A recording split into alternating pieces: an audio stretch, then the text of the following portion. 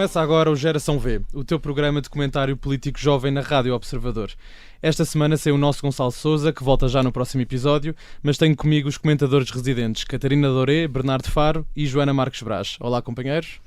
Olá. Olá, camaradas. Pena que o Gonçalo hoje não está aqui. Queres mandar um beijinho? Boa discussão. Eu quero mandar um grande beijinho ao Gonçalo e vai mandamos ser... todos. Eu não muito mando beijinho saudades. nenhum ao Gonçalo, lamento, mas um abraço, está tudo bem. Então por que não um beijinho? Um abrejo, então, assim fica. Boa. Eu sou o Vasco Galhardo, do Movimento Eu Voto, e hoje vamos viajar até França para comentar a primeira volta das eleições legislativas do passado domingo, numa noite histórica com a maior afluência às urnas da última década. Ora, desta noite eleitoral, o partido mais votado pelos franceses foi a União Nacional de Marine Le Pen e Bardella, com 33% dos votos, deixando o partido de Macron, o atual presidente francês, e de Gabriel Attal, o atual primeiro-ministro, em terceiro lugar, com pouco mais de 20%, atrás da Frente Popular de Esquerda, que obteve quase 29% dos votos. Este domingo, dia 7, realiza-se a segunda volta e tudo indica que veremos, já nos próximos dias, França eleger o mais novo primeiro-ministro da sua história, com apenas 28 anos. Só para os nossos ouvintes terem uma noção, seria o mesmo que, por exemplo, termos Sebastião Bugalho como Primeiro-Ministro de Portugal. Ou a ti próprio, não é? Também estás com... já fiz 29. Já É um estás com... bocadinho mais moderado, não é? É o mesmo, mesmo com moderação. Exatamente. Bernardo, começamos por ti. O que é que se passa em França? Ainda há alguma esperança para Macron e a esquerda conseguirem evitar uma vitória da União Nacional? Ou achas que Bardella será mesmo o próximo Primeiro-Ministro francês? Com certeza. Olha, antes de mais eu acho que importa dar aqui só algum contexto sobre o que é que são estas eleições em França, Perfeito. ok? Em França, para quem não sabe, estamos na Quinta República, é assim que eles lá apelidam, a nossa é a terceira, a deles é a quinta. Eles lá têm duas casas, têm a casa que rege o presidente, neste caso Macron, que ficará até 2027, e têm depois uma casa menor que tem o poder, portanto, esta casa maior tem o poder executivo, onde está então o Presidente de França. A Casa Menor é a que detém o poder legislativo, que é então o equivalente ao nosso Parlamento, à Assembleia da República. Sim. Neste caso, aquilo que estão em eleições é então o equivalente à nossa Assembleia da República, dos quais eles contam com 577 deputados. E o que é esta coisa das rondas? Portanto, nós temos duas rondas quando não existe um partido com uma maioria absoluta. Portanto, nos 577 deputados tem que haver um partido que tenha pelo menos 50% ou mais, portanto cerca de 289 deputados, para então ser eleito com uma maioria absoluta representativa de mais de 50%, ou de 50% e mais. Daí a segunda ronda, não é? Daí a segunda ronda. E a questão é que, primeiro, isto é uma segunda ronda que já não acontecia em França há muitos anos. Segundo, é uma segunda ronda que traz muita discussão, onde temos o atual partido de governo com apenas cerca de 21%, ok? Apenas abaixo deles só temos republicanos, mas logo acima temos dois grandes partidos, e logo a começar então com a Frente Nacional Popular, ou Frente Popular de Esquerda. Frente Popular de Esquerda, que é sem dúvida é uma esquerda, quando o Macron, portanto para aqueles que também não sabem, o Macron, Emmanuel Macron, o atual presidente francês, é portanto uma pessoa de centro-esquerda com uma representatividade muito tecnocrata, digamos assim. Depois então temos este partido da Frente Popular de Esquerda, que é então quem é assumidamente de esquerda, e temos depois a Marine Le Pen, que a pintam como esta grande extrema-direita, que não é necessariamente uma extrema-direita, mas é sem dúvida uma pessoa muito mais sectária, muito mais protecionista, sem dúvida alguma. Contra imigrantes. Não é contra imigrantes, tem um posicionamento forte. Pronto. Já vamos falar sobre isso. Já falamos melhor sobre isso. Mas então, a Frente Nacional de Le Pen está neste momento na primeira volta com 34% da votação. Na segunda ronda, que vai ser no próximo domingo, dia 7, vamos a ver se efetivamente Le Pen e o seu partido se elegem ou não o primeiro-ministro. Macron e a esquerda estão a unir-se. Exatamente, portanto, já existem movimentações precisamente daquilo que é a esquerda e o Macron tentarem aqui de algum modo fazer aquilo que se chama de um gridlock, que é então bloquear para que a Le Pen não ganhe, e esse bloqueio pode vir por retirarem candidatos e reforçarem com a sua votação um outro candidato, mas também pode vir depois de, por exemplo, eles terem uma maioria parlamentar um bocadinho e daí retirar-se uma geringonça à la portuguesa. Achas que vão conseguir? Eu não sei se vão conseguir. Eu sinceramente acho que a Le Pen já tem aqui muitos anos a tentar levar água ao seu moinho. Acho que também poderia ser tempo para a França lhe dar uma oportunidade, mas isso seria quase o equivalente a dizer que em Portugal era tempo de dar ao Chega uma oportunidade. Eu não concordo. Portanto, eu continuo à procura de uma solução mais moderada, mais centrista, e portanto eu acho que o meu voto iria para o Emmanuel Macron, por mais que ele efetivamente tenha feito nos últimos 8 anos França tornar-se uma balbúrdia, que é como aquilo está, com muitas coisas que aconteceram. E, portanto, eu acho que Macron exige-se a Macron uma maior supervisão nas suas políticas e governo, mas não acho que isso tenha necessariamente que passar por uma eleição da Frente Nacional de Le Pen. Pronto, portanto, eu acho que com a idade também vem a experiência, e na falta da idade falta-lhe a experiência. Acho que um bocado isso que tem o atual candidato da Frente Nacional. Por mais que eu me reveja lá em alguns dos valores deles. Mas pronto, posto isto, se calhar passa a bola agora. Catarina. O que é que achas? Sim. Olha, eu acho que aqui também quanto a este comentário do Macron de ter deixado a França numa balbúrdia, ele quando foi eleito em 2017 foi um momento político bastante marcante, e até para mim, que na altura tinha só 16 anos, lembro-me perfeitamente de ele ser eleito, e foi um momento marcante, porque ele tinha 39 anos, novo, nem sequer 40 anos tinha. E mais, ele é alguém que vem relativamente fora do sim. esquema político, do partidarista, aliás, é o que eu quero dizer. Sim. E ele surge precisamente como aquela alternativa que eu se calhar estou a correr um risco a dizer isto, porque obviamente que eu não acompanho todos os dias o que se passa em França, mas aquela alternativa de centro que eu gostava de ver em Portugal. E o que ele disse quando foi eleito foi qualquer coisa do género, que o objetivo dele era nunca mais ser preciso recorrer aos extremos. E agora, passados estes anos, o que se vê é que o centro parece que está a desaparecer, ele está esmigalhado entre a extrema-esquerda e a extrema-direita, mas ao mesmo tempo, quanto ao facto de ele ter deixado a França numa balbúrdia, eu gostava de lembrar também que o papel dele é muito ingrato, porque os franceses são um povo muito difícil de governar. Diria que não mais do que nós, Catarina. Tem pelo muito mais do que nós. Eu também acho. Quando as manifestações, quando subiram o preço da gasolina, e a gasolina estava muito mais barata que o Portugal, e nós todos a reclamar no café, e eles na rua. Esse era um exemplo que eu gostava de dar, que é a idade da reforma. Ele aumentou a idade da reforma por uns meses, para não foi? Os 64 anos. Exatamente. Em Portugal são 66 anos e 4 meses. E mais, estes 64 anos só vão entrar, entre aspas, em vigor a partir de 2032. Porque é só para as pessoas nascidas a partir de 1968. Portanto, só quando elas chegarem aos 64 anos, que será em 2032, é que isto será efetivado. Portanto, até agora as pessoas podem se formar aos 62 anos. E pronto, e partiram... Portanto, para vermos como os franceses, quer dizer...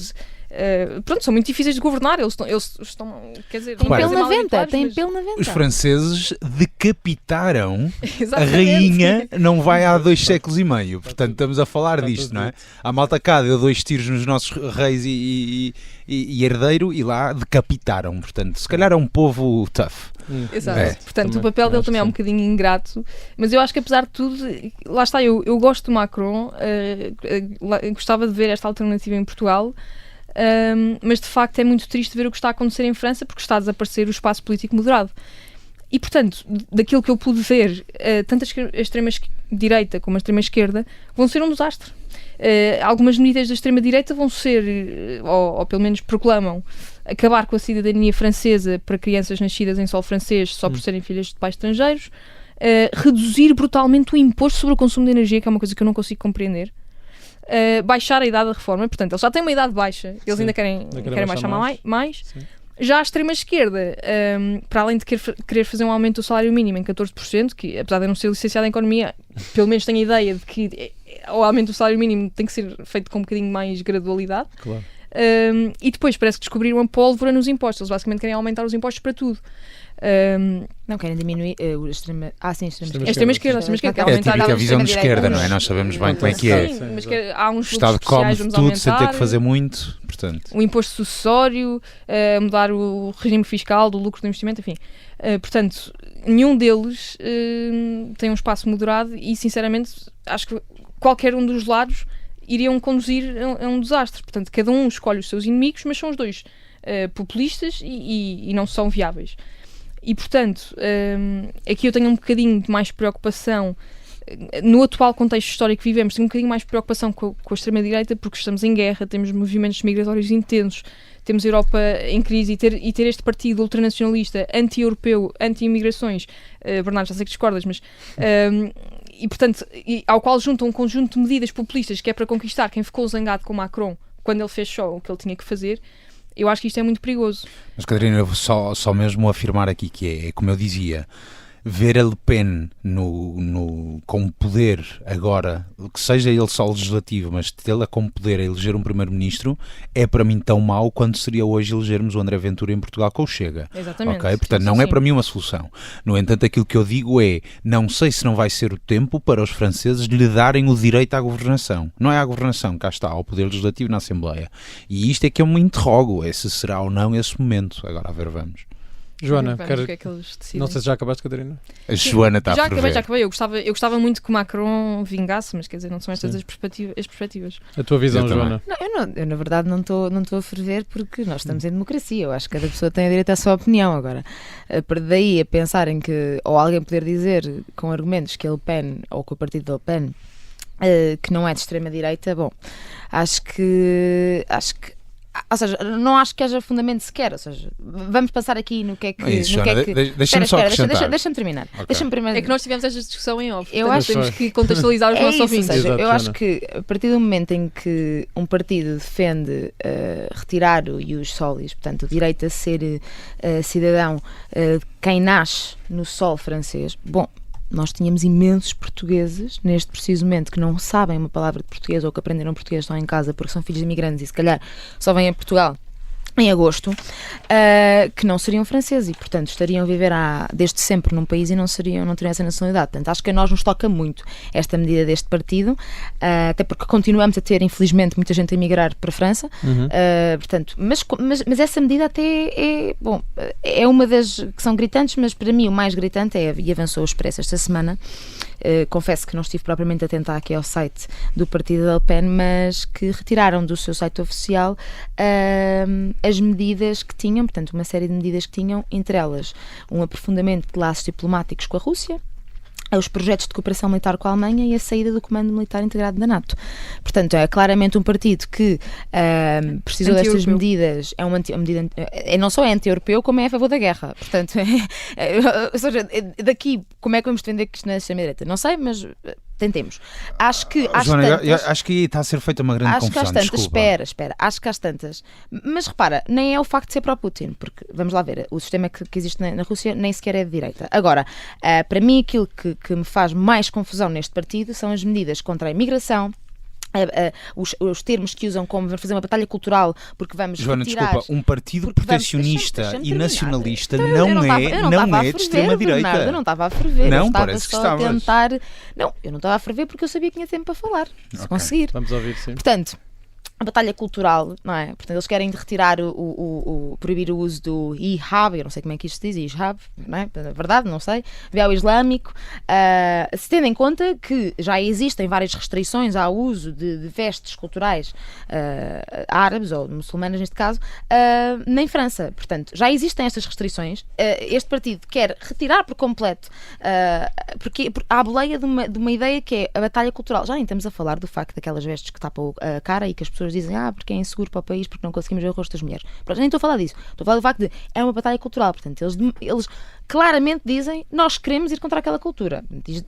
Bom, para além disso, usam termos como verdadeiros franceses. Eu percebo que nós já estamos habituados aos portugueses de bem, mas verdadeiros franceses, não é? E depois é aquilo que a Catarina estava a dizer, ou seja, quais são as medidas deles? É baixar a reforma. Estamos aqui a perceber que aquilo que eles querem aumentar e diminuir da reforma são meses. Portanto, esta medida não passa de uma medida populista, porque eles sabem que as pessoas saíram à rua quando Macron aumentou a reforma em meses. Portanto, eles também sabem que se diminuírem a reforma em meses, ou que se prometerem isso, vão falar para muita gente, porque vão falar para os franceses, os mesmos que saíram à rua. É isso que eles querem fazer. E, portanto, acho que o facto de baixar os impostos sobre os combustíveis, portanto, eles estão a ir a todos os últimos temas que foram motivo para as pessoas saírem de casa em França, eles estão a prometer isso. Acho sinceramente que é uma perda gigante para a democracia em França e para a democracia na Europa, porque de resto os franceses fazem uma coisa e nós, o resto da Europa, especialmente nós portugueses, não é o resto da Europa, nós portugueses tendemos a imitar. Portanto, tenho muito medo em relação a esse poder de imitação que eles podem ter sobre nós, nomeadamente por partidos de extrema-direita do nosso Parlamento, e que também estão em ascensão, mas aí houve claramente uma imitação. O Ventura na altura tentou fazer dos ciganos os árabes, não é? Claro. Mas não tinha a correspondência em termos civis. E depois é assim... As pessoas não sentiam as mesmas coisas. Exato, não sentem a mesma coisa, até porque a comunidade cigana vive em Portugal há Não, ou seja, não é um tema tão relevante, enquanto que em Claro. França é mesmo um tema, é mesmo um tema, Claro, na altura- o choque cultural. Ainda por cima, desde a altura E cá em dos Portugal, ataques não é? na Síria e que houve bastantes refugiados, havia um campo de refugiados inclusivamente ilegal em França e aquilo foi assim, muito mais intenso lá do que cá não foi de todo. Acho que aquilo que dizias para mim é o grave problema aqui, que não é só a ascensão da extrema-direita em França que me assusta, é a ascensão dos extremos. Macron dizia quando foi eleito que queria que ia tentar a moderação, trazer a moderação para a política francesa. E conseguiu tudo menos isso, não é? Portanto, mas eu sinceramente não temo só pela França. Atenção, eu temo pela Europa toda e temo sobretudo por Portugal. E olho para a França e penso como é que poderá ser Portugal. Claro que eu tenho uma ideologia bastante mais de esquerda, é aquilo que eu concordo. Acho que é assim que nós deveríamos, é assim que eu idealizo um Estado. Eu sei que vocês, Bernardo, não és bem de acordo comigo, mas ou seja, acho que há espaço para isso tudo. Acho que deixa de haver espaço para isso tudo a partir do momento em que entra extremismo no Parlamento, seja o nosso, seja o francês, seja qualquer país da Europa, já vai diminuir a democracia a partir do momento em que os extremos entram no poder. Em França vai piorar ainda mais, porque também tem influência sobre nós. Quando entrar em Portugal, pior ainda. Para mim, o pior em França é a entrada dos extremos. E espero mesmo que eles se unam todos. Sim, vamos agora ouvir Bernardo. Eu só queria relativamente a este tema concluir, mas quero acrescentar mais outros dois temas. Mas relativamente a este tema só dizer... O Brexit acontece porque no UK houve um referendo nacional relativamente à saída do UK da Europa. E alguém lhe chamou de extrema-direita? Ou seja, aquilo que eu quero dizer é, um partido não é de extrema-direita só porque é protecionista, sectarista, defende o seu povo natural, ponhamos assim. Xenófobo, portanto. Não é xenófobo, é que possa trazer ideias que conduzem a comportamentos xenófobos. Ou seja, é mais ou menos populista, sim, tens toda a razão. É de direita? É de uma direita exagerada, não é de uma direita extremista. Senão também terias visto isso naturalmente naquilo que é, por exemplo, um programa económico. E, portanto, eles aí seriam de um liberalismo absoluto, de uma política monetária expansionista, de 30 mil outras coisas. E, portanto, aquilo que eu acho é que, hoje em dia, é fácil colocar a extrema esquerda, a extrema direita, mas tenhamos cuidado e calma quando estamos a falar desses extremos. E, portanto, é só isto que eu estou a dizer relativamente àquilo que neste caso é Le Pen. Certo, eu não uso os termos em termo técnico, eu estou só a falar mais coloquialmente, quando digo extremos de direita. Mas eu uso em termos técnicos, porque a maior parte dos analistas políticos que estão a falar sobre este assunto e as pessoas que realmente são mestradas e doutoradas neste assunto referem-se ao partido de Le Pen como extrema-direita. Mas vamos lhe dar E acho então que é a extrema-direita? Acho que é gravíssimo. Portanto, em todos os meios de comunicação social que tu possas ler hoje, toda a gente se refere a Le Pen como extrema-direita. Portanto, acho que é gravíssimo nós banalizarmos um partido de extrema-direita só porque lhe falta uma medida do extremismo. E não sabemos se falta, porque, novamente, ela retirou agora as medidas para o Putin, não é? As medidas a favor da guerra, porque não lhe dá jeito. Certo. Temos 1 minuto e meio para falar. Pronto, deixa-me só então rapidamente Sim. avançar para as eleições Avança. no UK, que estão a acontecer, se não estou em erro, hoje. Exatamente. Hoje, quinta-feira, nós gravamos, mas o episódio sai à sexta. Sim. Exatamente, portanto, Quinta-feira. hoje, quinta-feira, em que nós estamos a Dia gravar, 4, estão a decorrer as eleições. Amanhã, sexta-feira, o mundo vai acordar para um novo primeiro-ministro britânico. Estamos a falar de uma das eleições mais importantes a acontecer, portanto, a parte de França, que é das mais antigas repúblicas e expressões republicanas no centro da Europa, temos agora o UK em eleições.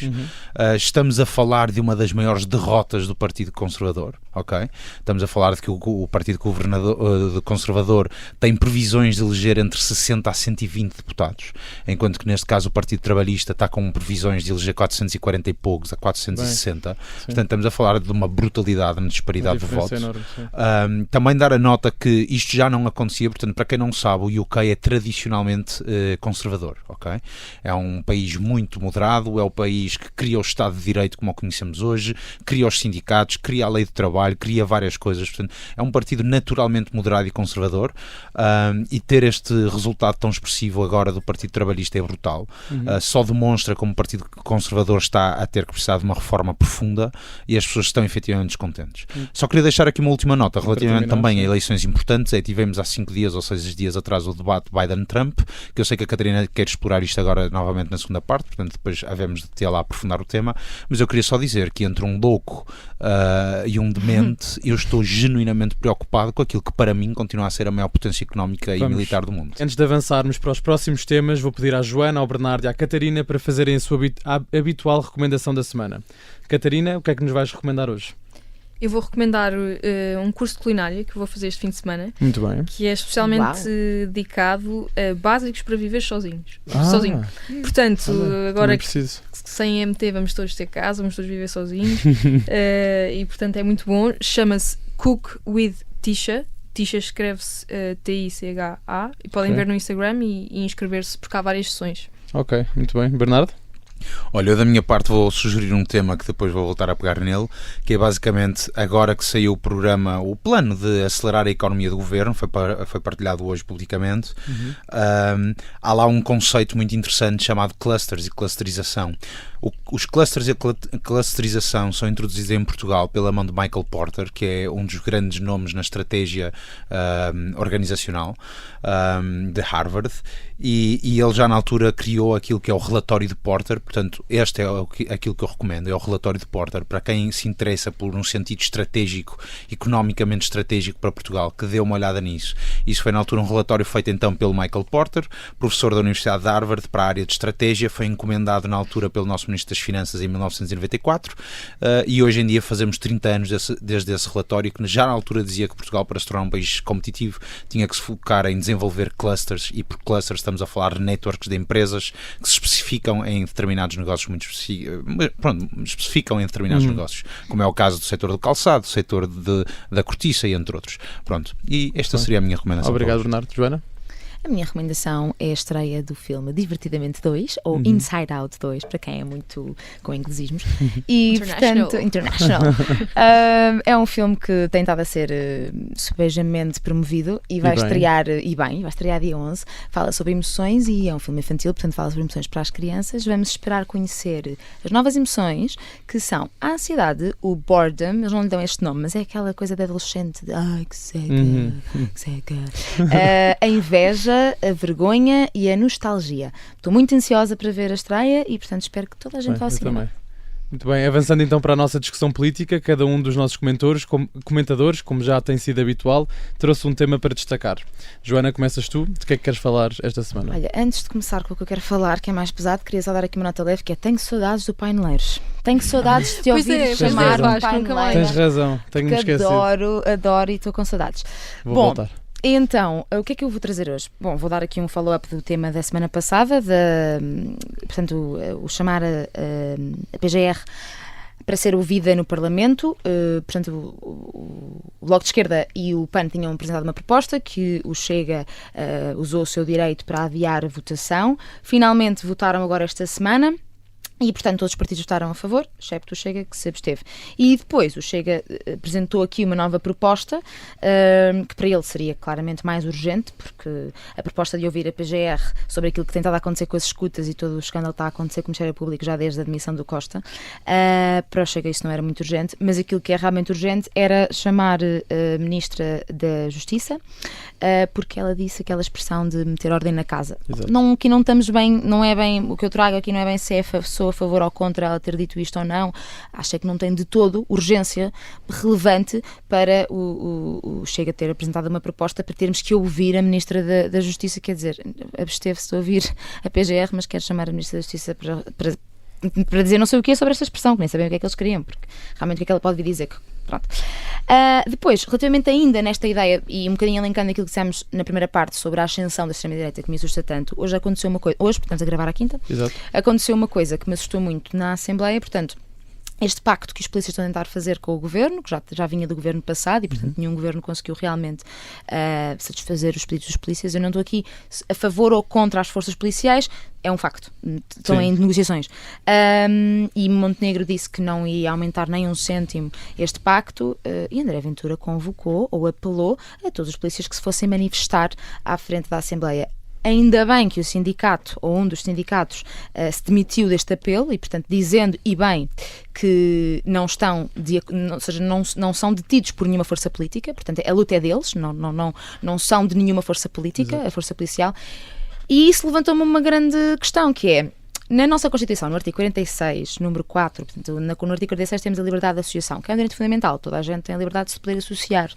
Pronto, mas no artigo 46, no número 4, temos uma exceção, que é, nós podemos associar todos uns com os outros, sim, desde que as nossas associações não sejam armadas, nem de tipo militar, nem militarizadas ou paramilitares, e depois não sejam organizações racistas ou que perfilhem uma ideologia fascista. Isto não está na Constituição à toa, não é? Não é porque alguém se lembrou de repente. É porque, efetivamente, uma associação política com uma grande ligação à força militar, é um grave perigo, porque há uma grande concentração de armas e isso é uma grande concentração de poder. E nós temos visto já para a história do século XX que revoluções são feitas de forma militarizada. E, portanto, seja à esquerda, seja à direita, seja de que lado for, é gravíssimo que um partido político se tente apoderar assim de uma luta, tentando falar para uma força militar, ou neste caso policial, que cheia de armas e que tente usar a luta deles para depois fazer-se ingrar o seu partido, porque isto, não nos enganemos, estas atitudes do Chega são todas para aumentar este jogo político e em vista do Orçamento de Estado em setembro, outubro. Muito bem, obrigado, Joana. Catarina, que tema é que trouxeste? Eu, antes de passar ao meu tema, gostava só também de fazer aqui um comentário, que é, não cabe a um partido político convocar manifestações. Claro. O partido político é eleito à Assembleia para fazer, para concretizar as aspirações das pessoas que os elegeram dentro das regras, ali dentro da Assembleia. Eles têm esse poder. Não, a manifestação é uma alternativa quando estás insatisfeito com aquilo que está a ser feito. Mas pronto, continuando, o que eu gostava de falar era também aqui um bocadinho do Biden, que foi aqui um grande susto. Já falaste aqui um bocadinho sobre isso, Bernardo, e disseste aquela expressão que eu também vi por aí alguns, que é escolher entre um louco e um demente. Ficaste chocada com o debate? Eu não consigo ver o debate todo, infelizmente, mas vi os certos, vi o certo mais grave, não é? Pois. Pegaram no pior de todos, não é? Mas sim. Sim, mas para quem viu o debate também dava para perceber, ou seja, ele não esteve assim o tempo todo, mas dava para perceber que ele claramente não está no pleno das suas funções. Sim. E estão a ser tempos muito duros para Biden. E aliás, eu vi pelo menos 3 jornais a assumir uma posição brutal contra a sua candidatura: New York Times, The Economist e a revista Time. Uhum. E mais haverá certamente a CNN não é jornal, mas pronto, os meios de comunicação, mesmo aqueles que são tendencialmente democratas, é isso que eu ia perguntar, sim. estão a manifestar-se contra. É grave. O New York Times pediu mesmo que ele saísse, não foi? Sim, disse to serve your nation, please Exatamente. leave ou drop out, alguma coisa assim do género. Sim, mas a Casa Branca já veio anunciar que ele não está de saída. Sim. E os democratas também já vieram dizer que não têm qualquer plano de substituir. Sim, mas o próprio New York Times vir dizer... Mas é assustador, para mim é assustador termos a Casa Branca a fazer um comunicado oficial relativamente ao estado de demência ou não do seu atual presidente, da maior nação do mundo, ou a mais poderosa, ponhamos assim, e termos também depois o Partido dos Democratas que não está sequer disposto a abrir a discussão. Também estamos há 3 ou 4 meses e não é fácil construir um candidato nacional com a visibilidade comparada ao de Biden. Já falam de Kamala Harris e de Michelle Obama, não sei. Para mim, Kamala Harris não é uma candidata. Michelle Obama, eu acho que se está a preparar para uma próxima corrida. Olha, acho que sim, quem me dera dera. que já esta. Não me parece. Ela sempre disse sim, não queria. Exato, que me dera que fosse já esta. Achei que era isso que estavas a dizer. Não. Ela tem capacidade? Daqui a 4 anos, ok. Será que ela tem capacidade? Quem? Michelle Obama? Só por ser mulher do Obama? Não, por acaso porque é Michelle Obama. Eu tenho aqui um gráfico pronto, fizeram uma sondagem, as sondagens são o que são, mas E a Michelle, não é? de intenção de voto de eleição do Presidente dos Estados Unidos, e a Michelle seria a única neste momento a ganhar ao Trump, sendo que a Kamala Harris ficava com 42% contra 43% de Trump. Ok. Mas a Kamala Harris não é uma pessoa consensual. Não apareceu não conseguiu ser. Não, ela não sabe tem nada visibilidade que ela nacional, fez. Ou até tem, mas não é consensual. Sim. Mas pronto, mas de qualquer forma, eu antes do debate e pronto, e deste sinal mais evidente que o Biden não está capaz, eu até achava ingenuamente que o Biden só se candidatava quase como se fosse para fazer um favor, que era o de derrotar Trump, como se ele fosse o único capaz de derrotar Trump, e depois passava ao cargo.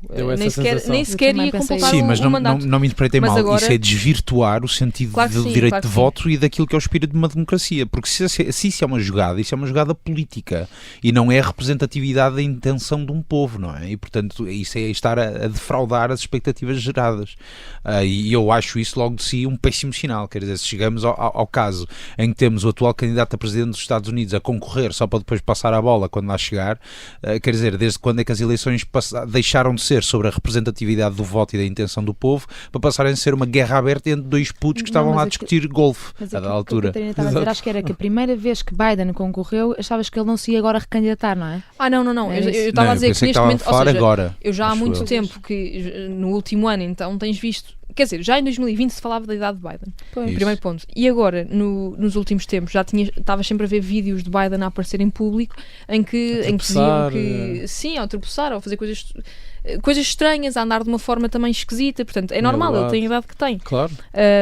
Mas pronto, eu até pensava que o Biden era a única pessoa que conseguia derrotar Trump, e nesse sentido até era pró-Biden, mas neste momento já nem sequer os democratas são as pessoas que tendencialmente votavam nele, já nem sequer elas pensam em votar nele porque estão em pânico, estão preocupadas, e portanto se calhar depois de tudo isto que estive a ler, começo a inclinar mais para a questão, para a opinião de que se calhar o Biden tem que sair, e quanto mais tempo ele demorar a sair, pior é, porque as eleições devem-se preparar na América, então, com 2 anos no mínimo de antecedência. Estamos a falar de meses. Estamos a 4 meses as eleições. Sim, é muito pouco tempo. Muito pouco tempo. É princípio de novembro. Não sei, vamos ver o que é que os democratas fazem. Acho que não há precedentes, portanto não acredito, arrisco-me a dizer que não há precedentes. Acho que não há precedentes. Vi que havia, mas não sei Havia? precisar. A única hipótese teria que ser a vice-presidente, neste caso Kamala Harris. Naturalmente. Mas Bernardo, eu sei que também querias pegar neste Eu só queria rapidamente, relativamente ao Biden-Trump, ouvi o debate todo. Antes de mais, só deixar aqui uma nota. Se eu chego à idade de qualquer um dos dois e estou capaz, como eles estão, de estar 1h30 num palanque em pé a falar, eu não quero ser chato, mas o Biden estava com um discurso impecável e esteve para aí 80% do debate, ou a 90%, arrisco-me a dizer, com um discurso impecável, a saber responder sempre muito bem. 90, agora, altamente lento. Não, eu diria que sim. Eu vi os trechos que depois de lá retiraram e efetivamente são os trechos piores.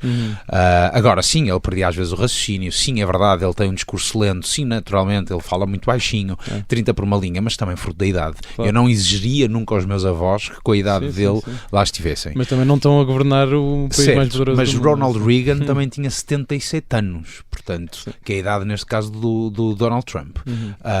Pronto, agora, eu acho que o debate também tem aqui 2 ou 3 características muito positivas. A primeira é logo, consegue-se perceber com clareza como eles são água e vinho. Exato. Portanto, acho que aí é notório. Ambos têm uma visão radicalmente diferente do que é o atual estado da economia americana e a realidade social, aquilo que tem sido e aquilo para onde pode ir. O Trump, com um discurso altamente sectarista, pró-xenófobo, pró-exigência militar relativamente à Ucrânia e à Rússia, aquilo do Israel nunca teria acontecido, a saída do Afeganistão foi um erro como nunca antes visto, sempre a apontar ao Biden como ele é o pior presidente alguma vez eleito nos Estados Unidos. O Biden, naturalmente, sempre a refutar, a dizer como ele é que tem estado bem e o Trump é que desfez a economia na altura da gestão do Covid, 30 por uma linha. Eu vou ser franco, eu acho que nós estamos perante os menos eficazes e os piores presidentes dos Estados Unidos seguidos, e fruto também da pandemia e agora ultimamente destes conflitos armados, a guerra comercial contra a China, 30 por uma linha. É preocupante, sim. E é altamente preocupante. E infelizmente, e isto é algo que eu digo com infelizmente, é que eu vejo pontos meritórios positivos de ambos lados. Ou seja, há coisas que o Trump diz que eu digo este tipo é completamente louco, e há outras coisas que ele diz e eu digo ok, até pode fazer sentido. Há coisas que o Biden diz e eu digo este gajo vive na lua, e há coisas que ele também diz que eu digo ok, faz todo sentido. Agora, há aqui um momento que eu acho que é de ressalvar. Estamos a falar de 2 candidatos à presidência dos Estados Unidos que estiveram quase 3 minutos a discutir quem é que era o melhor jogador de golfe. Porque o Trump diz que é tão bom em termos de saúde aos 77 ou 78 que é um anos, grande jogador que de golfe, joga muito bem golfe. Eu pensar, realmente, meu. Mas na América são mesmo homens na política, não são? São mesmo homens brancos privilegiados de uma outra geração na política. Sim. Uma loucura. Perguntar assim muito rápido, quem é que vocês votariam, se me quiserem dizer? Biden, claro, Biden sempre. O Bernardo... Eu não sei se votava nestas eleições nos Estados Unidos. Eu era gajo de não votar. Eu era capaz de não votar em branco. Votar em branco. Claro. Olha, só para deixar a nota para quem nos ouve, pronto, o único presidente que há é Lyndon Johnson. Saiu da corrida presidencial em 68. Sim, mas isso foi porque na altura ele é envolvido num imbróglio que certo, é como o Richard Nixon, que sai também por causa das escutas ao Partido dos Democratas. Portanto, isso é foi uma cobalhada. Mas foi a única vez que aconteceu, de facto, um presidente sair a meio da mesa da corrida. E estamos a falar, esse é também considerado um dos presidentes dos Estados Unidos mais eficazes de sempre, porque ele era uma pessoa de uma eficácia naquilo que era a execução das suas ideias muito válido. Pronto, mas isso depois varia entre o sentimento do povo versus a eficácia de um governo. Mas bem, temos aqui 4 minutos para falares também do outro tema, Bernardo, sobre o plano económico que é apresentado hoje, quinta-feira, pelo governo. Sim. Certo? Portanto, eu não tenho aqui ainda, não tive, portanto, para quem não sabe, hoje o governo português anunciou o programa Acelerar a Economia, ok? Isto é um programa que tem como objetivo, então, o de acelerar a economia, mas, sobretudo, com uma perspectiva muito liberal económica. É algo que eu naturalmente gosto muito, porque se há coisa que eu acho é que Portugal está hoje em dia, padece do problema de termos um peso do Estado muito grande, termos este sentido paternalista na governação e na gestão económica do nosso país, na qual eu não me revejo de todo. Estamos a falar de um país hoje em dia altamente burocrata, onde as principais instituições do Estado de Direito não estão a funcionar, que é a educação, o Sistema Nacional de Saúde, o Corpo Militar, e quando funcionam muito mal, em condições muito precárias. E portanto eu acho que é efetivamente tempo de, como eu costumo dizer, libertar o país. E portanto, ao mesmo tempo também reforço mas isto é uma perspectiva inteiramente minha, eu acho que Portugal está, ao final de 2 séculos e meio, num ponto de viragem que já não se vê desde que nós perdemos as guerras para os holandeses ali no século XVII, XVII, por aí mais ou menos, que é, para mim, o princípio do declínio do Império Português. Mas Portugal está hoje, eu diria, num ponto de viragem que se pode efetivamente tornar a Califórnia da Europa. Tornar-se a Califórnia da Europa, estamos a falar do nosso PIB crescer em 4 vezes nos próximos 50 anos, é mais do que possível, ok? É mais do que possível. Se não precisas de mudar para São Francisco, podes ficar cá. Não, exatamente, assim eu posso ter São Francisco dos dois lados. Era perfeito. E eu acho que sim, porque há aqui vários fatores que estão a convergir. Há, por exemplo, para quem não sabe, a América não é uma centena nem um milhar, tem milhares de multimilionários, ok? E Portugal é hoje um dos países mais escolhidos por estes multimilionários. Mais de 8 mil milionários já vieram para Portugal só nos últimos 5 anos, precisamente com aquilo que está a ser a instabilidade económica e social do país, e vêm para cá, investem cá o seu dinheiro, geram empregos, investem nas nossas empresas, etc. A par disto, Portugal e eu acredito o Mediterrâneo, o sul da Europa, vão governar os próximos 100 anos com o turismo. Estamos a falar de bilhões de pessoas entre a geração dos nossos pais e dos nossos avós e a nossa também, que viajam como nunca, e o Mediterrâneo reúne os países mais prósperos em termos de turismo, portanto há uma bolsa de ar brutal, e é em cima disto a complemento com a transição energética que vai acrescentar a Portugal, por uma questão de redução de custos, 10 a 15% do nosso PIB, que hoje é gasto precisamente na produção e armazenamento de energia, certo. E que Portugal, tornando-se um país autónomo na geração e na manutenção da sua energia, passará a ganhar esse hiato gerado por isso. Portanto, entre o turismo que aumenta, mais milionários a virem a começarem novas empresas e investirem nas nossas empresas, estamos a falar de capital estrangeiro, e em cima disto também a convergência com o fator da transição energética, tudo isto somado, estamos a falar de que o PIB nacional vai ter aqui um boost para aí de 30% a 50% ao longo dos próximos anos, e que já se tem registado com crescimentos acima da média europeia de 6% ao ano. Estás entusiasmado, então? Vamos ficar todos ricos. A Joana é que não ricos. sei. A Joana é mais um plano assim do governo que se calhar... podemos redistribuir a riqueza de todos e ficamos todos ricos igualmente. Pois, mas a riqueza vem do hiato entre aquilo que tu ganhas e aquilo que gastas. Eu sou riquíssimo porque só gasto tipo 20% do meu salário. Portanto, sou riquíssimo. Bom, há quem tenha que gastar 120 ou 150, muitas vezes para comprarem iPhones, e portanto isso também depende de como é que a pessoa pagar tem. A renda em Lisboa. Pois. Certo. Mas bem, voltando aqui ao programa Acelerar rapidamente, porque sei que estamos a ficar sem tempo. Temos 1 minuto, sim. O programa Acelerar então identifica 20 desafios que a economia portuguesa enfrenta: internacionalização, inovação, capitalização, consolidação, escala, whatever. Isto é muito simples. Aquilo a que se resume a nossa economia neste momento é 99% do nosso tecido empresarial é composto por micro e pequenas empresas, que geram muito pouco dinheiro, muitas vezes até é aquilo que depois alimenta aquilo que nós chamamos de economia paralela. Portanto, é gente que abre atividade, recebe uns dinheiros por fora, nem sempre passa recibos, trita por uma linha, e isto é o grosso do nosso tecido empresarial.